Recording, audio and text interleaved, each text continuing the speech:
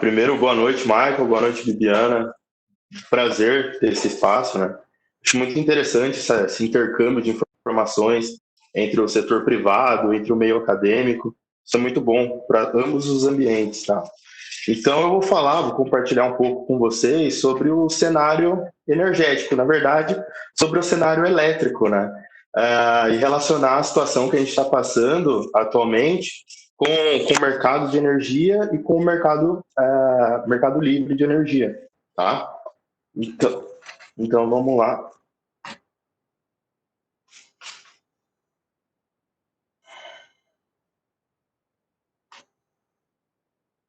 Tá. O primeiro ponto que eu achei interessante em trazer para esse bate-papo é a carga do sistema de energia. Esse gráfico, essa imagem aqui, ela ilustra todo o consumo de energia do SIM, no Sistema Interligado Nacional. Tá? Então, a gente pode observar, o primeiro dado, a primeira medição apresentada é em fevereiro de 2019, e a gente vai acompanhar esse gráfico cinza, tá? Que é a junção de todos os submercados de energia. Só para nivelar todo mundo, o SIM é o Sistema Interligado Nacional e é a junção de alguns submercados Sudeste mais Centro-Oeste, o submercado Norte, Nordeste e o Sul. E esses submercados, eles não respeitam as questões, os limites geográficos. Então, ele é feito através de uma divisão geoenergética. Ele representa cada característica de cada região. Por exemplo, o estado do Acre, ele está no mesmo submercado que São Paulo, entendeu? Só para vocês terem, para todo mundo entender como funciona mais ou menos esses submercados. Mas o sim, então a gente vai acompanhar o consumo. E a gente pode observar que no final de fevereiro, começo de março, foi quando começou os casos de transmissão comunitária do coronavírus. Então, começaram as medidas de proteção, isolamento social, somente os comércios ou indústrias da área essencial que puderam operar. Então, a gente pode observar a queda drástica do consumo de energia do país. Então, fazendo uma relação do final de fevereiro até o final de maio, que é os dados disponíveis pela ONS, a gente consegue observar uma queda de 15% do consumo de energia do país. E a gente pode afirmar que o consumo de energia ele está totalmente atrelado com as condições econômicas do país. Se a economia vai bem, a tendência é de crescimento, de aumento do consumo de energia. Se a economia vai mal, a tendência é o consumo cair. Então a gente consegue observar nesse gráfico. Mas então,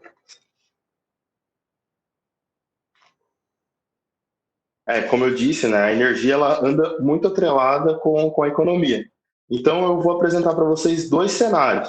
O primeiro cenário, antes da pandemia, boletim liberado pela ONS, CE e EPE, antes da pandemia, no dia 4 de dezembro, e o outro pós-pandemia, né, foi recentemente, um mês atrás. Então, vamos lá. Antes da pandemia, qual que era o cenário? O cenário era a projeção do PIB. O PIB, a projeção para 2020, era de um crescimento de 2,3%. Então, a gente pode observar o PIB tendendo a crescer, a taxa de crescimento estimada para o planejamento anual é de crescimento também. Então, nessa data aqui de 4 de dezembro, a previsão era de um aumento de 4,2% do consumo do Sistema Interligado Nacional. Mas isso não aconteceu. Por quê? Pandemia. Então, eles atualizaram esses dados. Então, a projeção de crescimento do PIB, que era antes de 2,3%, passou a ser menos 5%, uma queda de 5% no PIB. E a energia, ela anda de mão dada com a economia.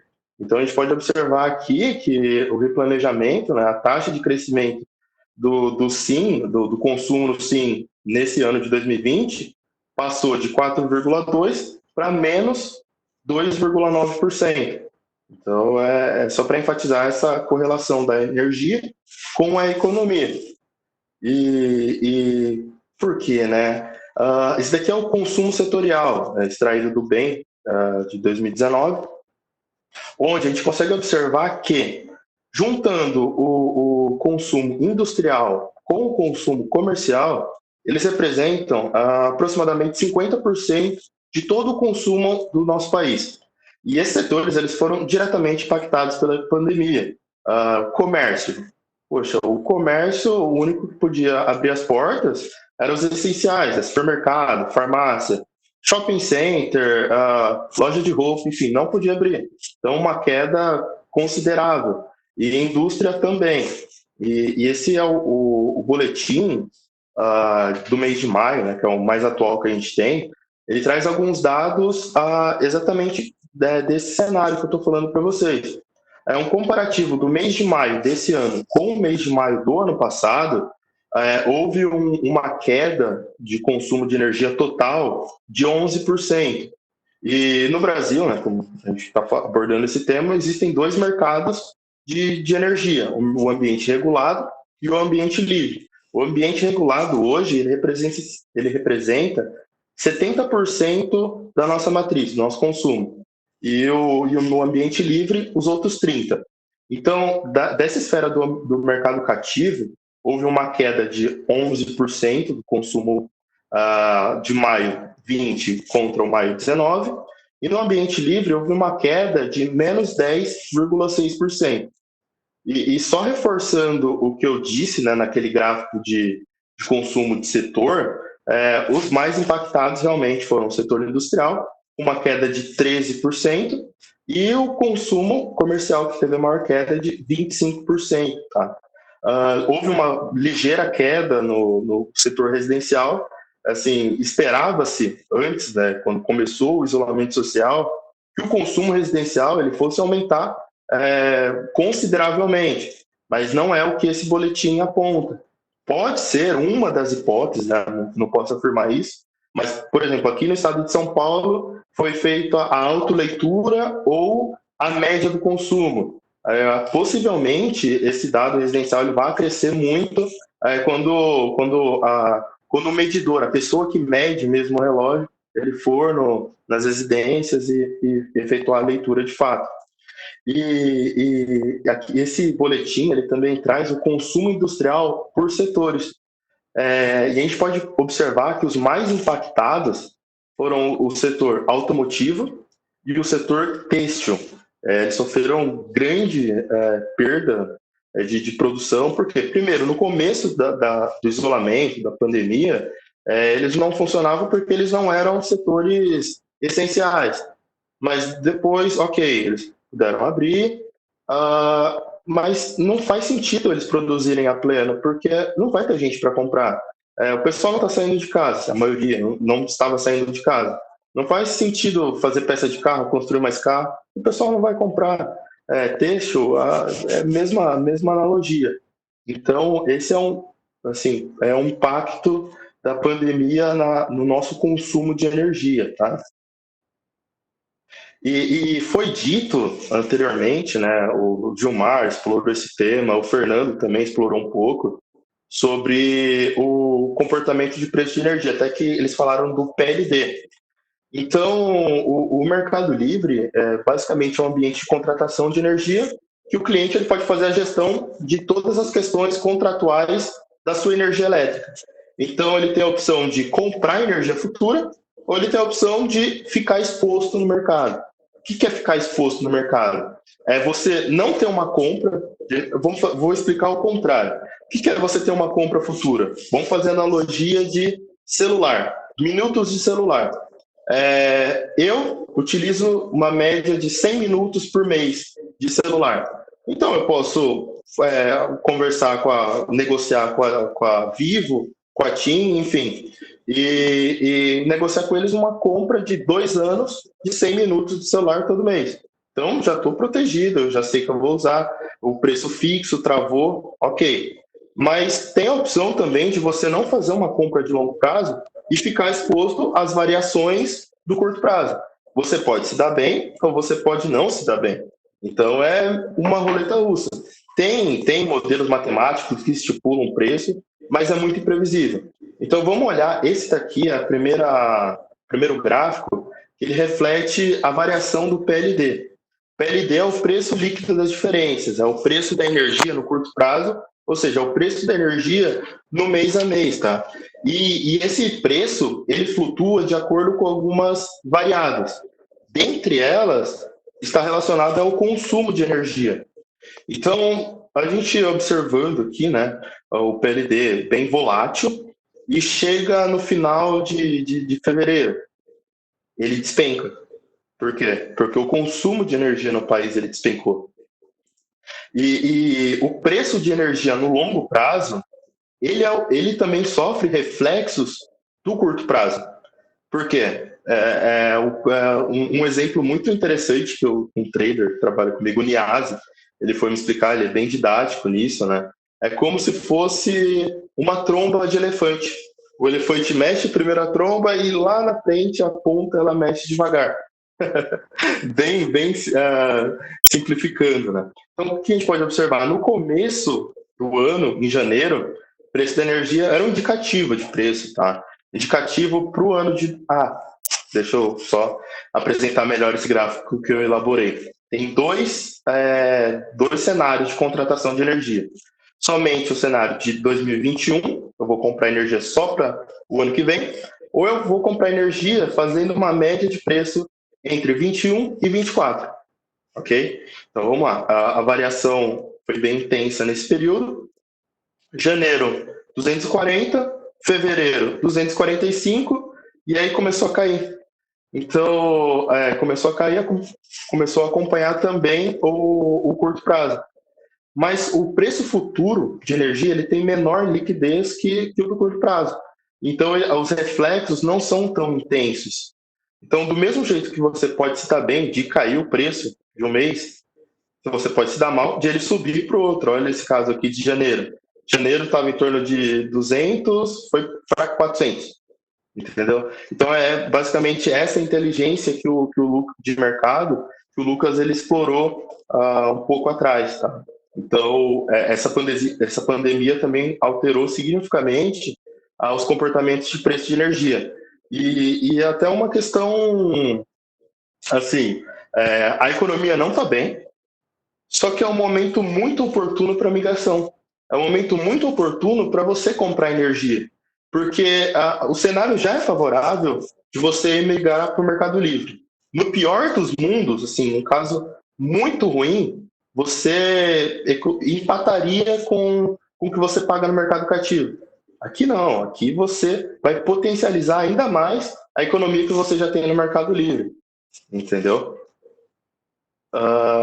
Vamos partir agora um pouco sobre o futuro do Mercado Livre, tá? Deixa eu só aproveitar, antes de tu seguir aí nesse ponto que tu comentou, dessa questão do momento, né? Assim, claro, obviamente, né, não queremos detalhes, né, mas o que você, assim, desde que começou agora, né, essa pandemia, né, e até nós tínhamos uma pergunta aqui que talvez ela pode até ser correlacionada, né, ao longo dos 10 anos, enfim, qual foi os principais desafios que a Mercato enfrentou ao longo desse tempo de história aí, né? Essa questão da pandemia, isso mexeu com esse mercado? Teve, por exemplo, os clientes. Como é que o cliente que está no Mercado Livre, ele teve algum problema? Enfim, essa energia que ele não consumiu, enfim, eu queria entender um pouquinho desse turbilhão todo, assim, o que passou para vocês, assim, essa situação aí. Muito bom, Michael. Posso ajudar o Dalgir, né? Posso. Então, foi um turbilhão mesmo no mercado, que o preço derreteu, e derreteu o preço porque sobrou energia. As indústrias fecharam, elas não consumiram. Elas tiveram que vender a preço de banana, né? A sobra dela. Então, realmente, para o cliente que não estava maduro para esse mercado, foi entendeu? Uma discussão. Mas o mercado em si, ele é um mercado que não é para amador, né? Tanto para o consumidor, quanto para quem representa esse consumidor. Então, ele é um mercado que a médio e longo prazo ele traz ganhos, ele realmente estabiliza o consumo de energia, o custo de energia para o consumidor. Então, essa maturidade dentro do mercado, quem é responsável por passar isso para o cliente é quem representa esse cliente. Então, de apontar para ele, ó, realmente, o preço caiu porque a carga caiu, não tem consumo, né? Foi por algo atípico, foi por uma questão de uma pandemia. Você comprou, por exemplo, a R$200 o valor do MEC e vendeu a R$100. Então, toda a sobra de energia, sobrou 80% do consumo de energia porque a tua empresa parou, ou 60%, ou 50%. Então, realmente, o impacto foi negativo, o resultado de alguns consumidores chegou a ser negativo, porém, o projeto ele não é feito no mês. O projeto ele é pensado a médio e longo prazo, né? Então, nesse momento, foi negativo. E, geralmente, quando acaba o período úmido, é quando dispara o PLD, quando entra o período seco, a partir de maio, né? Então, foi totalmente o inverso a curva do PLD. A gente veio de um período úmido bom, porém, a carga estava batendo recorde histórico, a carga do sistema. E quando cai a carga drasticamente, depois de um período úmido bom, o preço ele derrete, o preço das sobras. Mas é natural que no primeiro mês, assim, o impacto dos consumidores, né? Poucos, vamos falar da nossa carteira, menos em torno de 5%, até menos de 5% discutiram alguma coisa. E o nosso trabalho como inteligência é pegar aqueles consumidores que, pô, eu tenho matéria-prima, eu tenho lugar onde estocar, falar para ele, cara, não para e derrete o consumo dessas empresas e produz. Tem que estocar? Tem. Tem matéria-prima? Tem. Produz e paga o preço de banana dessa sobra. Não fica parado. Se tu tem condições de fazer isso. E teve alguns consumidores nossos que entraram nessa vibe super bem e depois para lá na frente, entendeu? Porque tinha matéria-prima, já estava com mão de obra garantida, tinha onde estocar e aproveitar esse preço lá embaixo para fazer a curva inversa, para poder se aproveitar. Então, é o papel de quem representa os consumidores, vender realmente inteligência e deixar eles maduros para o mercado, né? E gradativamente, já no segundo mês, começaram a retomar, a sobra foi bem menor, então, e consegue estabilizar, porque o projeto já traz muito resultado, né? Um cliente que entra e opera 12 meses, ele já traz muito resultado. E se um mês vai dar um resultado pequeno, negativo, o impacto disso é quase insignificante perto do tamanho do projeto, que é o Mercado Livre. Ainda mais contabilizando que ele tem energia contratada para mais 2, 3 anos. E a cada ano o preço de energia no Mercado Livre ele diminui, né? Quando a gente faz contrato de médio e longo prazo. Por exemplo, o preço de 20, o preço de 21, o preço de 22 é menor que o de 21, de 23 é menor que o de 22, de 24 é menor que o de 23. E o que mais sofre influência é a contratação menor. Por exemplo, o que sofre maior influência e variação é o contrato de energia 2020. Em consequência, quando estressa 2020, automaticamente estressa 21. Ao contrário também, quando cai 20, automaticamente cai 21, drasticamente. Mas 22 se mantém estável, 23 se mantém estável, 24 se mantém estável. Então, esse é o mercado. E esse é o papel das empresas que representam os consumidores, levar esse conhecimento, esse know-how e, acima de tudo, levar a maturidade para o cliente que vai entrar nesse mercado. Não é um mercado que se rompe contrato toda hora. Isso não existe no Mercado Livre. A questão credibilidade, ela é muito séria para esse mercado. Então, o cliente que vai querer romper contrato, o preço caiu, daí é a mesma coisa que o comercializador ou o fornecedor dele vai querer romper contrato com ele lá em janeiro, que o PLD estava estourado, entendeu? Quando estava R$400, com energia 200, daí... Então, por isso que os contratos eles são leoninos, são bem amarrados, porque eles são bem amarrados para os dois lados. Quem quebrar vai pagar caro por isso. Porque é um mercado volátil. E essa clareza e essa transparência tem que estar lá na ponta quando a gente apresenta esse projeto. Então, não existe meias palavras, tem que ser muito transparente, tem que ser muito ético, muito coerente para dizer para o cliente, você quer, essa a regra do mercado. A gente trabalha comparando o mercado cativo e com o preço travado. Por isso que o mercado não vai muito para essa linha de especulação. A gente vai sim para um planejamento de médio e longo prazo, conservador, levando resultado com segurança. Né? Então, Lucas, Oi, só aproveitando, então, uma pergunta dentro do que vocês, tanto tu quanto o Galdino comentaram, falando sobre inteligência, né? Que Vocês utilizam algoritmos de inteligência artificial? Tem alguma coisa nesse sentido? A minha filha está aqui participando junto. Então, a gente está trabalhando muito forte nisso, tá, aqui na Mercado, só que são questões estratégicas, não vou poder abrir aqui para vocês, pode ter muita gente, né? Então, esse é o nosso business, né? O nosso novo momento. Porém, a gente tem, sim, uma equipe, uma expertise muito forte, né, dentro da Mercado, e aí não é só uma questão de inteligência artificial, é uma questão de são variáveis, né, chaves para a gente poder tomar decisão, para a gente poder trabalhar em cima dos nossos valores, né. Então, é calculado, até que eu vou, até que não vou. Sim. Voltado para resultado de segurança. Essa pergunta, eu faço essa pergunta, na verdade, mais pensando no meio acadêmico, de pessoas que estão assistindo e pensando como me preparar. Daqui a pouco eu quero entrar nessa área, né? Então, eu falei da inteligência artificial porque é um dos algoritmos, mas as pessoas estão se preparando, né, para esse mercado, e aí eu queria só ouvir, mas você já respondeu. O mercado, ele está evoluindo, como o mercado de inteligência artificial está aí, quem não cuidar desse tema, quem não fizer a lição de casa vai sumir. Então, galera que está escutando, é o caminho, tá? Legal, então. Vamos seguir. Vamos lá?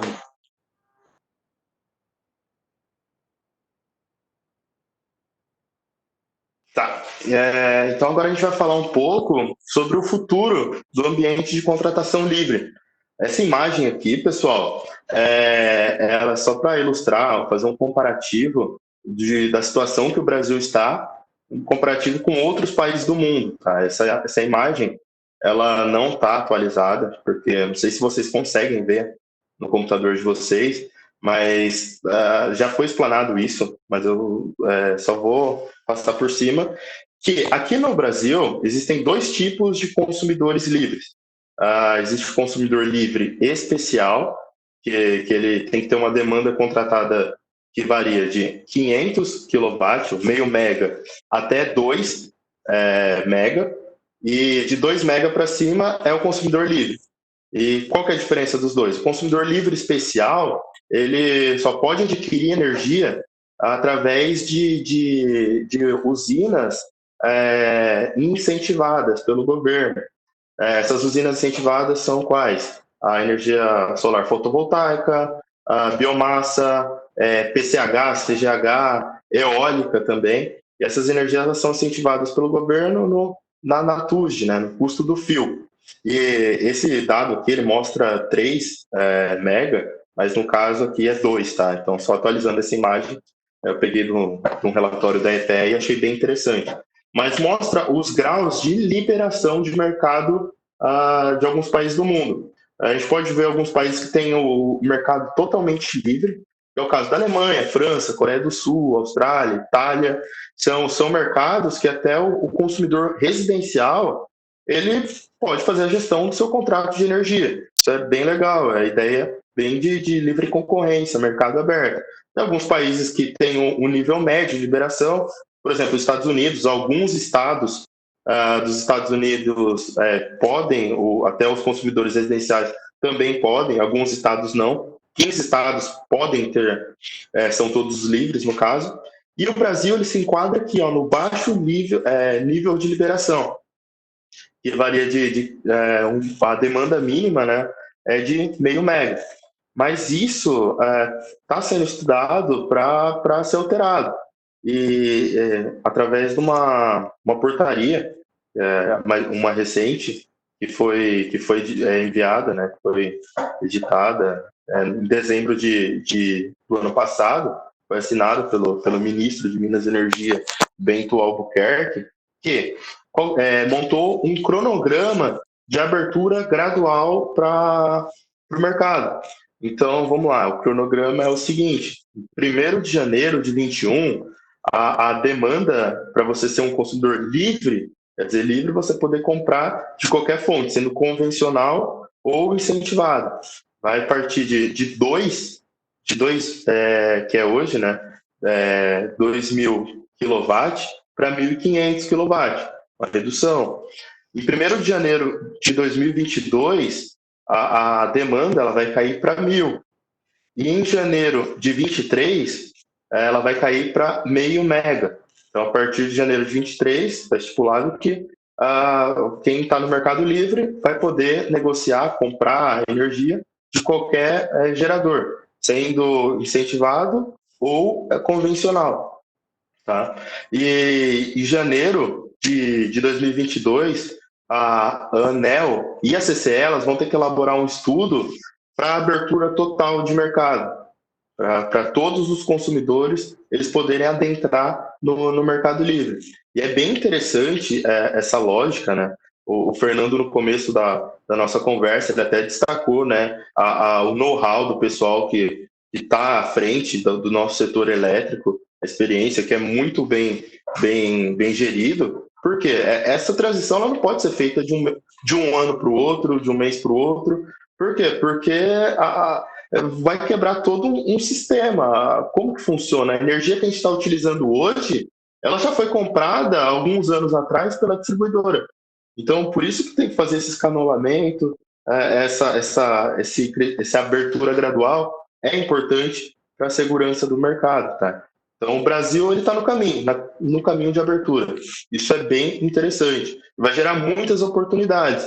Então, tem um pessoal que está na faculdade há 1 ano e meio, 2 anos, eu me enquadrava na faculdade ainda também. Então, é um mercado de oportunidades, essa área do Mercado Livre. Tá?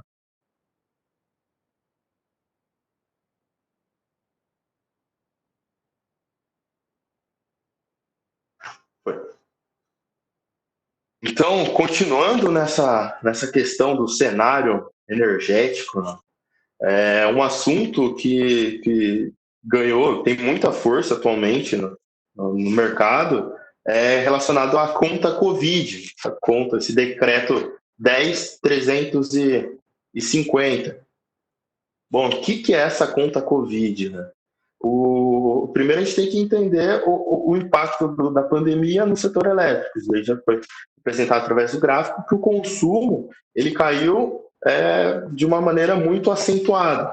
E como eu disse também no slide anterior, como que é feito, né, a energia que a gente utiliza hoje no mercado regulado, que é 70% da utilização de energia do país do ambiente regulado. Então, a distribuidora ela vai no leilão e compra energia há 10 anos, 5, 4, antes do dia que a gente está utilizando a energia. Então, quando você vai fazer a contratação da energia distribuidora, ela não vai levar em consideração uma pandemia, porque ninguém está preparado para isso. Então, houve uma sobrecontratação de energia. E por que o governo, né, ele está bem mobilizado com relação a isso?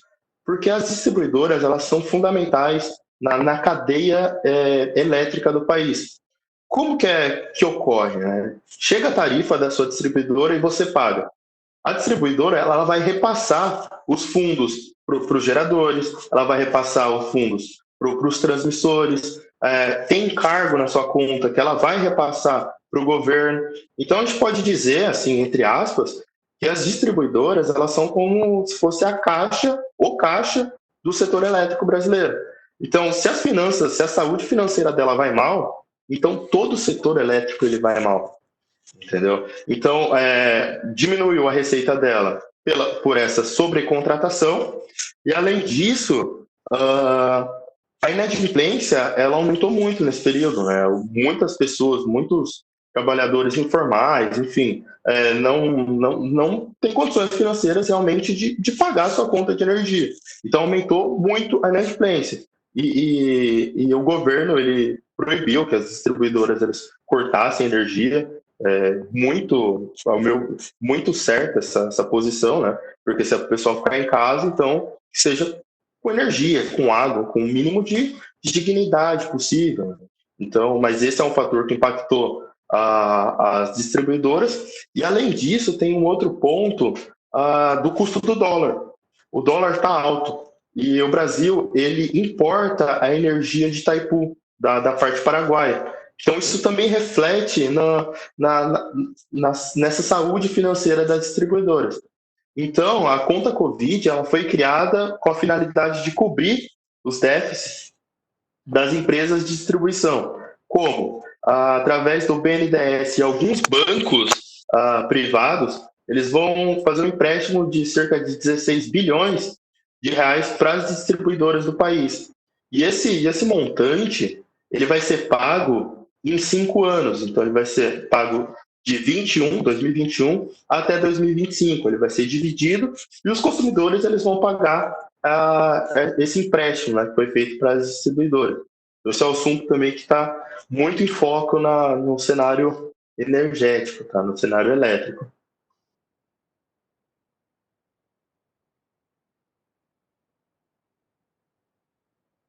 Agora, saindo um pouco do mercado livre, vamos falar um pouco de energias renováveis.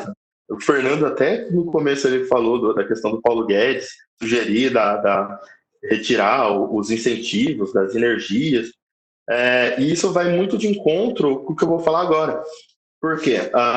Foi recentemente liberado um boletim do IRENA, que é a Agência Internacional de Energias Renováveis, e ele destaca alguns pontos, dentre eles, a maior competitividade das energias renováveis.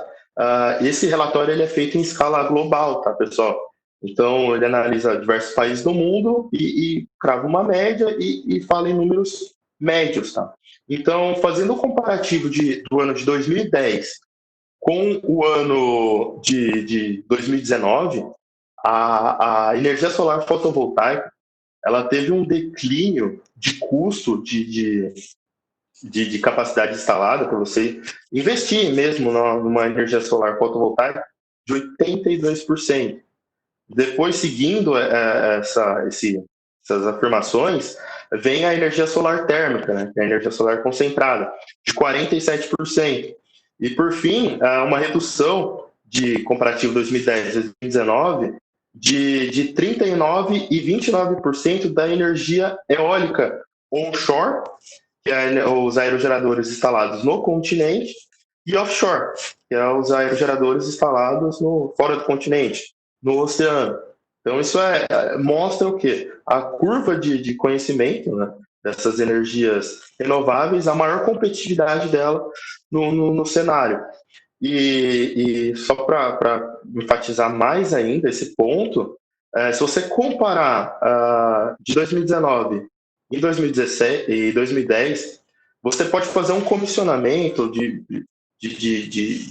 usina com o dobro da capacidade de geração de 2010 e você vai investir somente 18% a mais para investir. Isso é bem legal e até mostra nesse gráfico, nessa tabela. Vou passar. Nessa tabela aqui, ó, de 2010 e 2019.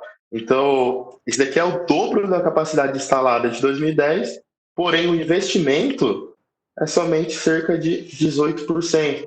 E a gente consegue analisar nesses dados aqui que os maiores investimentos em escala global são das energias eólicas e das energias solares. Então, é um panorama das energias renováveis, né? Mas só que o que mais me chamou a atenção desse relatório do IRENA é o seguinte: se fosse substituído, né, 500 gigawatts de capacidade instalada de uma usina de carvão, que é muito poluente, por energias de sistemas solares e eólicos, onshore, o que isso representaria? O que ocasionaria, né? Seria uma redução de 23 bilhões de dólares por ano. Então, isso é muito bom na questão econômica, mas muito interessante também na questão ambiental, porque se essa alteração dessa capacidade instalada de carvão por fotovoltaica e eólica, traria uma redução de cerca de 5% do total de emissões de CO2 que foi feita no planeta em 2019. Então, que equivale a 1,8 milhões de toneladas. Tá? E isso injetaria na economia aproximadamente 1% do PIB global, que é em torno de 940 bilhões de dólares. Tá? Então, é muito interessante esses dados com relação ao avanço das energias renováveis. E já falando de energias renováveis, a gente já fala para a nossa realidade. Opa, não está indo? Para a nossa realidade do Brasil. Porque o Brasil é um dos países que tem a matriz elétrica mais renováveis do mundo. Isso é muito legal. E né, o carro-chefe, né, da nossa matriz é hidrelétrica, hoje representa 65%. E no cenário de projeção para 2020, a capacidade instalada de hidrelétricas ela vai aumentar. Só que o interessante é que o percentual dela na economia vai reduzir. Isso é muito legal. Por quê? Porque, do ponto de vista estratégico, quanto menos você for dependente de só uma fonte, melhor. A gente pode levar em consideração o ano de 2014, quando a gente teve aquele período de seca, e aí todo mundo pagando bandeira vermelha, patamar 1, vermelha, patamar 2. Isso não é interessante do ponto de vista estratégico.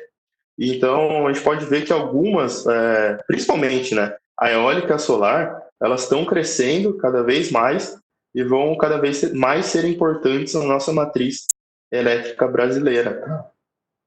Então, é isso aí que eu planejei, uma pincelada, né, no nosso cenário atual com relação à energia elétrica. Obrigado, Godinho. Eu acho, fazendo dois comentários, né, que eu deixei para comentar agora no final, tu comentou da questão da energia ali, né, da conta, né, da Covid ali, né, para repassar para os clientes pagar, né. Isso é uma discussão aí que, até para se entender, né, que até o Fernando comentou no início, né, sempre se imagina que a distribuidora está relacionada a essa questão da energia, da venda, e ganha e perde ali, né. E até o Fernando comentou que o ganho da energia está na gestão dos seus ativos, né. Claro que ela tem uma penalização se ela não gerenciar bem a questão de energia, mas de fato é o ativo, né, poderia dizer o fio, mas é a gestão dos transformadores, dos condutores, de toda a estrutura que ela tem. Eu me lembro que na distribuidora a gente discutia isso, né, quando tinha essa questão dos problemas, que a distribuidora, e aqui não é uma questão de defender a distribuidora ou não, né, mas é porque o modelo funciona assim, né, a distribuidora recebe o dinheiro de todo mundo e depois começa a repassar para todos os agentes, né, vai pagando o gerador, paga o transmissor, vai pagando todo mundo, e a inadimplência, uma parte da inadimplência ela tem que arcar, né? Então ela fica com risco, e até isso que tu comentou, ela repassa todos os tributos, né? Então, quando o cliente não paga uma energia, ela não paga uma fatura, ela repassa os tributos para o Estado. Então, é estratégico que se mantém uma saúde da distribuidora, né? Então, acaba sendo importante isso, por mais que seja, vamos dizer assim, a gente tem que pagar essa conta, né? Aí, se o valor é correto ou não, é uma outra discussão, né? Sim. Vou passar aqui pro Lucas, então, que vai, né, vamos para os nossos finalmente.